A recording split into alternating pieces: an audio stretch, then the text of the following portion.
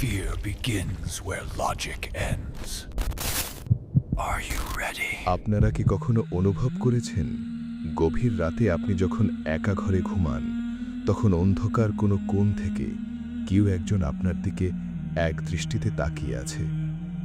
আপনি হয়তো ভাবছেন ওটা আলনায় রাখা কাপড়ের স্তূপ, কিন্তু যদি দেখেন সেই স্তূপটা ধীরে ধীরে নড়ছে। আজ আমি আপনাদের জীবনের এমন এক অভিজ্ঞতার কথা বলবো যা শোনার পর আজ রাতে ঘুমানোর আগে আপনি অন্তত একবার আপনার খাটের নিচে উঁকি দিতে বাধ্য হবেন। সাভারের ধামরাইয়ের কাছে একটা নির্জন এলাকায় আমাদের সেই দোতলা বাড়িটা ছিল। বেশ পুরনো ধাঁচের বাড়ি, বড় বড় জানালা। রাতের বেলা ওই এলাকায় এক অদ্ভুত নিস্তব্ধতা নেমে আসত। সময়টা 2019 সাল। আমি তখন অনার্সে পড়ছি। এক রাতে আমার ছোট ভাই বাসায় ছিল না, ও এক বন্ধুর বাসায় দাওয়াতে গিয়েছিল। আমি একা রাত জেগে অ্যাসাইনমেন্ট করছিলাম। রাত তখন প্রায় 2টা। ডাইনিং টেবিলে বসে একা রাতের খাবার খাচ্ছিলাম। মা বাবা পাশের রুমে গভীর ঘুমে। হঠাৎ ঠাস করে একটা বিকট আওয়াজ হলো। মনে হলো কেউ একজন বিশাল বড় একটা হাত দিয়ে ডাইনিং টেবিলের উপর সজোরে আঘাত করল। ধাক্কায় আমার পানির গ্লাসটা ছিটকে মেঝেতে পড়ে ভেঙে খান খান হয়ে গেল। আমার শিরদাঁড়া দিয়ে একটা হিমশীতল স্রোত বয়ে গেল। টেবিলের নিচে তাকালাম, আশেপাশে তাকালাম, কেউ নেই। কিন্তু আওয়াজটা এত জোরে ছিল যে দোতলার ভাড়াটিয়েরাও পরের দিন জিজ্ঞেস করেছিল রাতে কিসের শব্দ হয়েছিল। সেই রাতে আর খেতে পারিনি। এক দৌড়ে নিজের রুমে গিয়ে দরজা বন্ধ করে দিয়েছিলাম। প্রথম ঘটনার মাসখানেক পরের কথা। এক রাতে পড়তে পড়তে ভীষণ তৃষ্ণা পেল। ঘড়িতে দেখি রাত প্রায় 1:45। ডাইনিং রুমে পানি খেতে গিয়ে দেখি মা চেয়ারে বসে আছেন। অন্ধকারের মধ্যে মা ডাইনিং টেবিলের শেষ প্রান্তে মাথা নিচু করে স্থির হয়ে বসেছিলেন। গায়ে একটা ধবধবে সাদা সুতির শাড়ি, যা সচরাচর মা পরেন না। আমি অবাক হয়ে বললাম, মা, তুমি এই সময় এখানে বসে কেন? শরীর খারাপ লাগছে? মা কোনো উত্তর দিলেন না। ভাবলাম মা হয়তো ঝিমোচ্ছেন। বললাম, মা, খাবারটা একটু গরম করে দাও না, খুব খিদে পেয়েছে। মা এবারও নিশ্চুপ। আমি রান্নাঘর থেকে পানি খেয়ে ফিরে দেখি মা এবার তার আগের জায়গা ছেড়ে আমার ঠিক পাশের চেয়ারটা এসে বসেছেন। আমি ওনার খুব কাছে গেলাম। অদ্ভুত ব্যাপার, ওনার পাশে যেতেই আমার গায়ের লোম খাড়া হয়ে যাচ্ছিল। মনে হচ্ছিল আমি কোনো বিশাল বলফখণ্ডের সামনে দাঁড়িয়ে আছি। মায়ের কাঁধে হাত দিতে গিয়েও কেন যেন থেমে গেলাম। আমার অবচেতন মন বারবার বলছিল বিপদ। আমি ডাইনিংয়ের লাইটটা জ্বাললাম। সুইচটা ছিল ঠিক মায়ের পেছনেই। লাইট জ্বলে ওঠার পর যখন পেছনে ফিরলাম, আমার কলিজা যেন শুকিয়ে গেল। চেয়ারটা ফাঁকা, কেউ নেই। আমি পাগলের মতো সবখানে খুঁজলাম, কিন্তু কোথাও কেউ নেই। মা বাবার রুমে গিয়ে দেখি দরজা ভেতর থেকে লক করা। ধাক্কা দিতেই বাবা দরজা খুললেন। মা তখন বিছানায় গভীর ঘুমে। মা জানালেন তিনি গত কয়েক ঘন্টা বিছানা ছেড়েই ওঠেননি।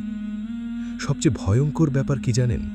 টেবিলে ঢাকা রাখা ডাল আর ভাতের বাটিটা যখন স্পর্শ করলাম, সেটা ছিল বরফের মতো ঠান্ডা। মনে হচ্ছিল খাবারগুলো কেউ সারা রাত ডিপ ফ্রিজে রেখে এইমাত্র টেবিলে এনে সাজিয়ে রেখেছে। সাভারের সেই বাড়ির রহস্য যেন শেষ হওয়ার নয়। একদিন মাগরিবের পর আমি ওয়াশরুমে আয়নার সামনে দাঁড়িয়ে মুখ ধুচ্ছিলাম। হঠাৎ আয়নার কোণে লক্ষ্য করলাম আমার ঠিক পেছনে দরজার আড়ালে একটা কালো অবয়ব দাঁড়িয়ে আছে। উচ্চতা একটা বাচ্চার সমান, কিন্তু গায়ের চামড়া কুচকুচে কালো আর ঝুলে পড়া। আমি ভয়ে জমে গিয়েও সাহস করে পেছনে ফিরলাম, কিন্তু সেখানে কেউ নেই। অথচ আয়নায় তাকালে স্পষ্ট দেখা যাচ্ছিল সেই ছায়াটা ধীরে ধীরে আমার দিকে এগিয়ে আসছে। আমি সেদিন চিৎকার করে বেরিয়ে এসেছিলাম। 2020 সালের ফেব্রুয়ারি। রাত তখন প্রায় 3:12। হঠাৎ ঘুমের ঘোরে শুনলাম দরজায় খুব আলতো টোকা পড়ছে। খুব চেনা বাবার গলা।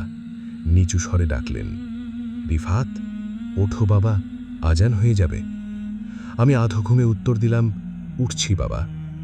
ঘর তখন ঘুটঘুটে অন্ধকার। বিছানা থেকে নামতেই নাকে একটা তীব্র গন্ধ এলো।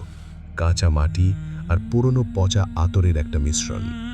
গন্ধটা এতই কড়া যে আমার দম বন্ধ হয়ে যাচ্ছিল। আমি অজু করে এসে যখন জায়নামাজে দাঁড়ালাম, ঠিক তখনই খাটের নিচ থেকে একটা শব্দ হলো। খুব ধীর গতির কোনো কিছুর নিঃশ্বাস নেওয়ার শব্দ। আমি জমে গেলাম। কয়েক সেকেন্ড পর শব্দটা বদলে গেল। এবার মনে হলো কেউ নখ দিয়ে খাটের নিচের কাঠটা খুবলে ধরতে চাইছে। খর্র খর্র। বুকের ভেতর ধকধক শব্দটা কানে বাজছে। সাহস সঞ্চয় করে খাটের নিচের অন্ধকারের দিকে তাকালাম। ঠিক সেই মুহূর্তে ওটা বের হতে শুরু করলো। প্রথমে দেখা গেল একটা হাত, অস্বাভাবিক লম্বা আর চিকন, কুচকুচে কালো চামড়া। হাতের আঙুলগুলো মেঝেতে ঠেকে কেমন যেন বেঁকে যাচ্ছিল। হাতটা ভর দিয়ে ধীরে ধীরে একটা মুখ বেরিয়ে এলো। আমি প্রথমে বুঝতেই পারিনি কি দেখছি। মুখটা অস্বাভাবিক ফ্যাকাশে, চোখ দুটো পুরো সাদা, যেন তার ভেতরে কোনো মনি নেই। ঠোঁটের কোণ থেকে 2 গাল পর্যন্ত লম্বা একটা ফাটা দাগ। কিন্তু কয়েক সেকেন্ড পর আমার হাত পা কাঁপতে শুরু করলো। আমি বুঝতে পারলাম এই মুখটা অচেনা নয়, অসম্ভব চেনা। খাটের নিচে হামাগুড়ি দিয়ে যে জিনিসটা বেরোচ্ছে, ওটার মুখ অবিকল আমার নিজেরই একটা প্রতিচ্ছবি, যেন অন্ধকার থেকে আমাকে দেখছে। মনে হচ্ছিল আয়নার ওপাশ থেকে কেউ একজন বেরিয়ে এসেছে। জিনিসটা এক চুলো নড়ল না, শুধু স্থির চোখে আমার দিকে তাকিয়ে রইল। তারপর ধীরে ধীরে সেই ফাটা ঠোঁটের কোণে হাসি ফুটে উঠল। না, ওটা মানুষের হাসি নয়। মনে হচ্ছিল বিভৎস কোনো দানব জোর করে একটা মানুষের মুখোশ পরে হাসার চেষ্টা করছে। ঠিক সেই মুহূর্তে ওটা কথা বলে উঠল, একদম বাবার গলায়, অবিকল সেই স্বরে ফিসফিস করে বলল, নামাজ শেষ করো না কেন রিফাত? কথাটা কানে যেতেই আমি চিৎকার দিয়ে পেছনে ছিটকে বিছানায় উঠে পড়লাম। কাঁপতে কাঁপতে মোবাইল হাতে নিয়ে দেখলাম সময় রাত 3:12। আজান হতে অনেক দেরি। মা বাবা দৌড়ে রুমে ঢুকে লাইট জ্বালানোর পর খাটের নিচে কিছুই ছিল না, কিন্তু মেঝেতে স্পষ্ট কয়েকটা লম্বা আঁচড়ের দাগ ছিল। আর সেই তীব্র আতরের গন্ধ, সেটা কয়েকদিন পর্যন্ত সেই রুম ছেড়ে যায়নি। আমরা এর কিছুদিন পরই সেই বাড়ি ছেড়ে দিই। পরে জানতে পেরেছিলাম ওই বাড়ির জমিতে বহু আগে একটা অপমৃত্যু হয়েছিল এবং সেই মৃতদেহটি বেশ কয়েকদিন ঘরেই পড়েছিল। হয়তো সেই অতৃপ্ত আত্মাই আজও সেই ঘরের মায়া ত্যাগ করতে পারেনি। এই ঘটনাটি শোনার পর আপনার কি মনে হচ্ছে? আপনি কি নিশ্চিত যে আপনার খাটের নিচে এই মুহূর্তে কেউ নেই? একবার উকি দিয়ে দেখবেন নাকি? সাবধানে থাকবেন, কারণ অন্ধকার আপনার অজান্তেই হয়তো আপনারই রূপ ধরে আপনাকে অনুসরণ করছে।